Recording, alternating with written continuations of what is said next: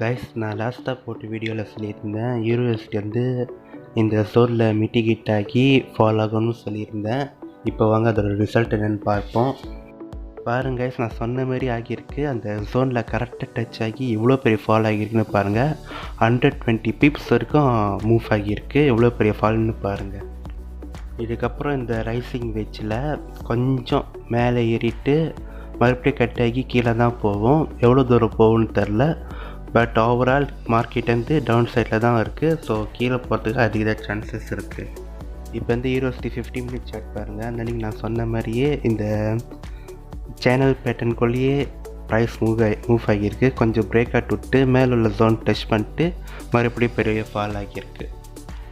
If price rise ஆகுச்சுன்னா இந்த மொதல் ஜோன்லேயே touch பண்ணி ரிவர்ஸ் ஆகிறதுக்கு வாய்ப்பு இருக்குது. அதாவது அந்த மொதல் ஜோன் டச் பண்ணிட்டு கீழே போகிறதுக்கு வாய்ப்புகள் இருக்குது. இல்லைன்னா ப்ரைஸ் வந்து இந்த இம்பேலன்ஸ் கிளியர் பண்ணுறதுக்காக மேலே வரைக்கும் போய்கிட்டு அதுக்கப்புறம் கூட ரிவர்ஸ் ஆகிறதுக்கும் வாய்ப்புகள் இருக்குது. ஓகே கைஸ், அவ்வளோதான். நிறைய பேர் என்னோடய வீடியோஸ் பார்க்குறீங்க. கொஞ்சம் லைக் பண்ணிட்டு பார்த்தா எனக்கு கொஞ்சம் சப்போர்ட்டாக இருக்கும். தேங்க்யூ.